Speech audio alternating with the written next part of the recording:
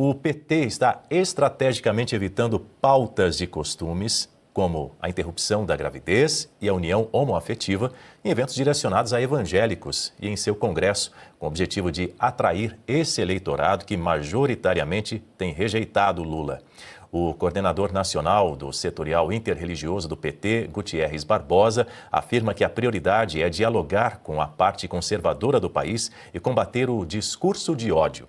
O partido busca se aproximar de evangélicos indecisos e tenta se apropriar da chamada narrativa de patriotismo, criticando a postura da família Bolsonaro em relação aos Estados Unidos. Sua análise, meu caro Marcelo Suano.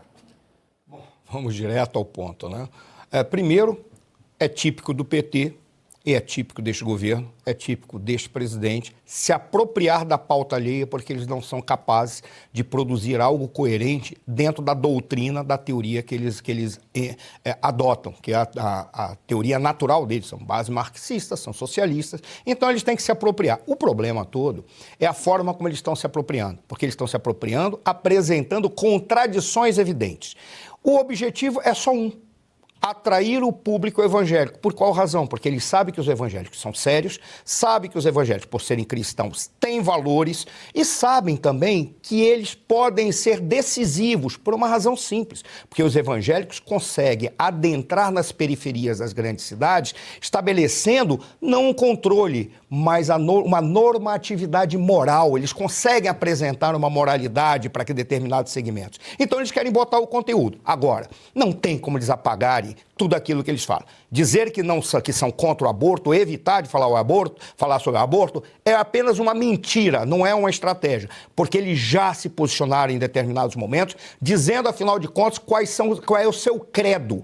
Mas eles estão tentando avançar. Por incrível que possa parecer, existe um pequeno percentual de evangélicos que podem adotar isso porque não estão se preocupando exatamente com aquilo que significa pauta de costumes, que significa tradição, que significa moralidade. Eles acabam não conseguindo separar uma coisa da outra e acabam embarcando nessa demagogia do PT ou nessa demagogia do governo. Eles estão tentando com os evangélicos. Ok, não acredito que terão sucesso, mas infelizmente, por uma eleição acirrada, isso, um voto pode fazer diferença. Aí cabe a nós, conservadores, mostrarmos de uma forma concreta: ou você é cristão ou você é socialista e marxista. Não tem como misturar as duas coisas. E a gente já sofre essa angústia como católico. Não vamos permitir que os evangélicos entrem nessa bobagem. Pois é, agora, Marcelo Rocha Monteiro, tem uma candidata, a Nelita Frank, que é candidata do PT ao governo de Roraima, está adotando uma estratégia de campanha que minimiza os símbolos tradicionais do próprio Partido dos Trabalhadores.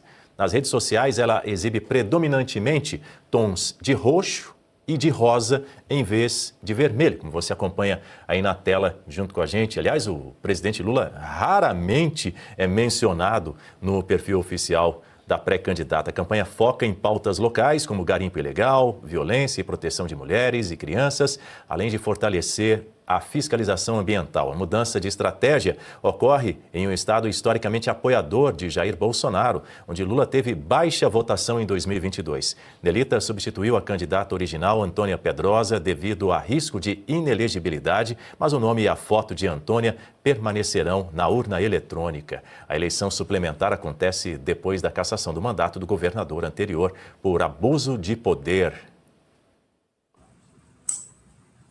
Bom, então parece que em Roraima nós temos uma petista roxa, né? Podemos dizer assim.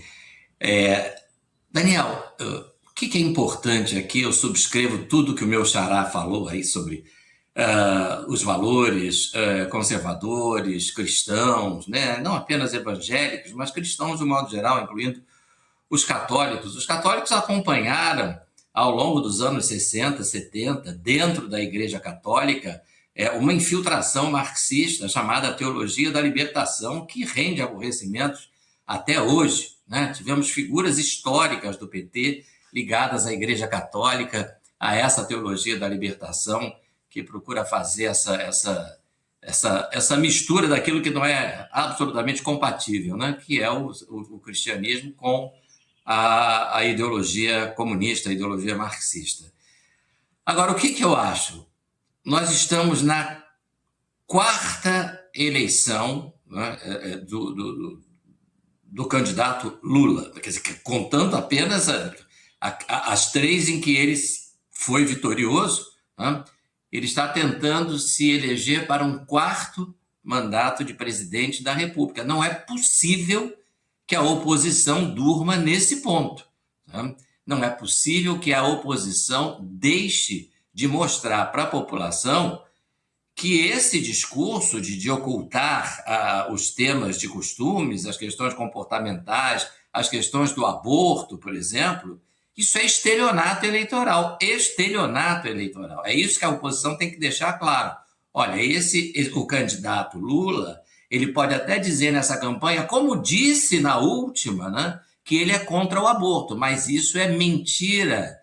Né? O partido dele age abertamente pela liberalização do aborto, pela descriminalização do aborto, né? por uma legislação que torne o aborto livre, sem limites, até 9 meses. Né?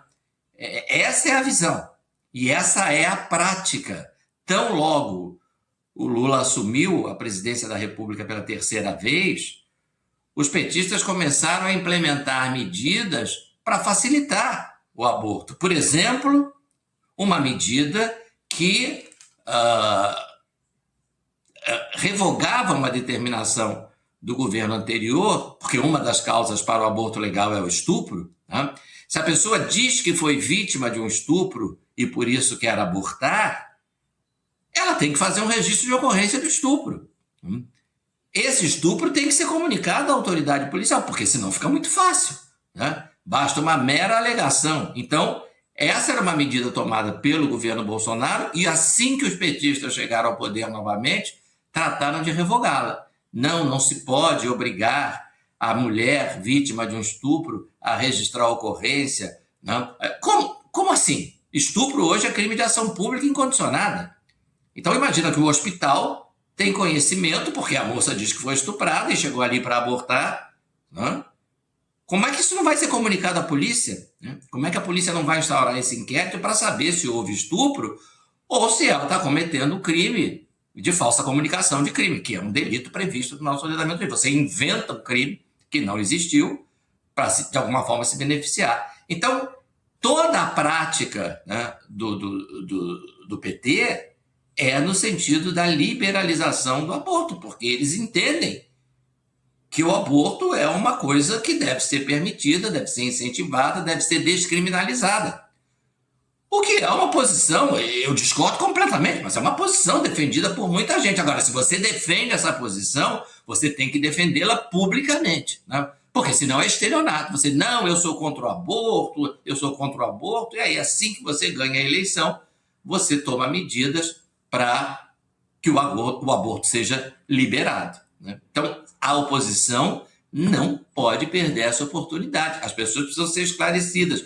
Às vezes o brasileiro tem memória curta, às vezes ele não lembra do que aconteceu ontem, às vezes ele não lembra do que um candidato dizia na eleição passada e esse candidato está concorrendo outra vez. Né? Esse é o papel da oposição, denunciar esse estelionato eleitoral no qual o PT é especialista. Mayara, queremos te ouvir. Dani, eu acho que o professor Marcelo Sona, ele trouxe ali uma questão de que seria uma mentira, né, a forma como o PT tem se posicionado e não uma estratégia. E aqui eu até discordo um pouquinho nesse ponto, porque eu realmente acredito que seja estratégico para eles por 2 motivos. Primeiro, que se eles tratarem desse assunto quando eles estão conversando com a bancada evangélica, com os evangélicos e etc., isso vai soar, primeiro, como ou eles vão falar o que eles de fato defendem, e isso não vai cair bem para quem está ouvindo eles dentro daquele ecossistema ali. Ou então eles vão mentir em relação ao que de fato eles acreditam e vai acabar gerando um ruído com a própria base. Então, estrategicamente, o melhor é não falar sobre nada. Né? E aí aqui a gente defende muito o fato de... Eu não vou falar só dos evangélicos aqui, tá? Estou falando de evangélicos, católicos, todas as religiões que creem em Cristo.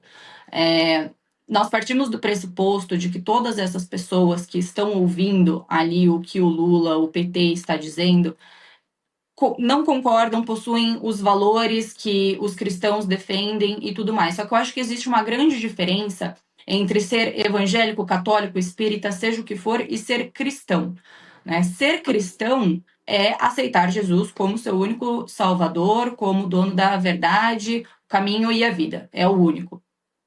Quando você, de fato, é cristão, você vai seguir o que manda a Bíblia.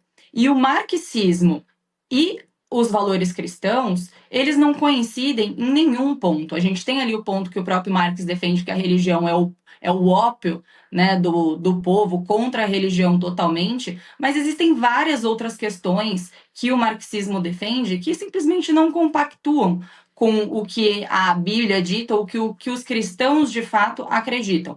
Por exemplo, a questão o marxismo defende o coletivismo, né? Você se anula em nome do coletivo, enquanto a Bíblia vai defender o livre-arbítrio. Então, são várias questões que, literalmente, em nenhum ponto, os dois lados conversam. Então, acredito que seja, assim, uma estratégia do governo de tentar aproximar essas pessoas que não são cristãs de fato, mas possuem uma religião, né, com essa conversa omitindo a verdade do que eles realmente defendem e, consequentemente, não se queimando com a própria base que já vota neles, dizendo aquilo que seria totalmente contra o que a própria base defende, né, como a questão do aborto, entre outros pontos completamente que nós podemos fazer altas críticas aqui. Então, acho que esse é o meu grande ponto em relação a isso. Acho que é estratégico do governo não trazer essa pauta para o debate. Dando 30 segundos para a gente fechar esse assunto. Não, foi importante o que a Maiara trouxe, porque o que eu quis dizer foi exatamente isso, Maiara, que é uma estratégia, e dentro dessa estratégia está, como o Marcelo Monteiro falou, o estelionato eleitoral. E esse estelionato se configura numa mentira ou numa ausência de pronunciamento acerca das verdades da sua doutrina. Então é exatamente o que você falou, é estratégico, mas a estratégia pressupõe a mentira e o estelionato eleitoral.